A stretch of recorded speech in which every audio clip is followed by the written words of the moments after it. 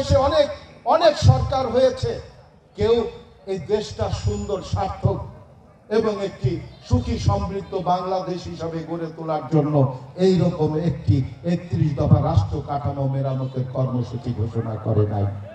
আমাদের নেতা শহীদ প্রেসিডেন্ট জিয়াউর রহমান এই বাংলার মাটিকে মুক্ত করার জন্য স্বাধীনতার ঘোষণা দিয়ে নিজের জীবনকে বিপন্ন করে এই বাংলাদেশকে স্বাধীন করেছিল, আপনাদের সবার কণ্ঠকে মুক্ত করে দিয়েছিল, মুক্তভাবে হানাদার পাকিস্তান বাহিনী থেকে কথা বলার অধিকার ফিরিয়ে এনেছিল।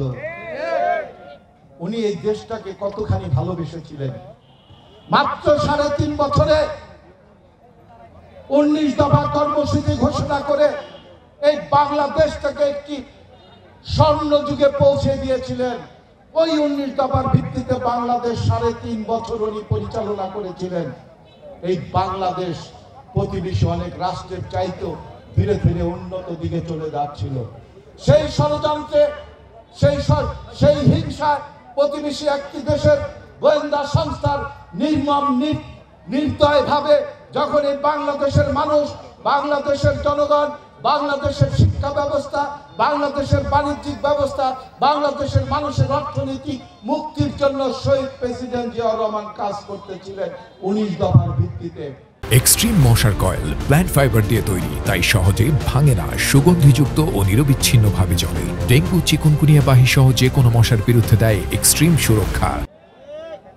ওনাকে চিটাগাংয়ের সার্কিট হাউসে কাপুরুষের মতো নির্মম ভাবে রাতের আধারে ঘুমন্ত অবস্থায় গুলি করে, বৃষ্টির মতো গুলি চালিয়ে, কামান চালিয়ে হত্যা করা হয়। পরবর্তীতে আজকে আমরা যাকে গণতন্ত্রের মা বলি, যার মাধ্যমে আবার সেই স্বৈরাচারের সাথের হাত থেকে বাংলাদেশকে মুক্ত করার জন্য আমাদের নেতা গণতন্ত্রের মা বেগম খালেদা জিয়া নিজের জীবনকে বিপন্ন করে, নিজের সকল সুখ শান্তিকে বিসর্জন দিয়ে উনি একজন গৃহিণী হয়ে রাজপথে 9 বছর গণতান্ত্রিক আন্দোলন দিয়ে স্বৈরাচারের সাথে পতন ঘটিয়েছিল। উনি ঘোষণা করেছিলেন 27 দফা ভীষণ 30। আমার সৌভাগ্য, আমি 19 দফা নিয়ে কাজ করতে পেরেছি। এই দৌলতপুরে আসার জন্য কোনো রাস্তাঘাট ছিল না, বাসের পুল ছিল। 4 আনা ঘন্টার সাইকেল ভাড়া করে সাইকেলের পিছনে অর্থাৎ আটা জল করে 19 দফার পোস্টার লাগানোর জন্য আমি আপনাদের দৌলতপুরে ছুটে এসেছি। শহীদ প্রেসিডেন্ট জিয়াউর রহমানের 19 দফা ঘরে ঘরে পৌঁছে দিয়েছি।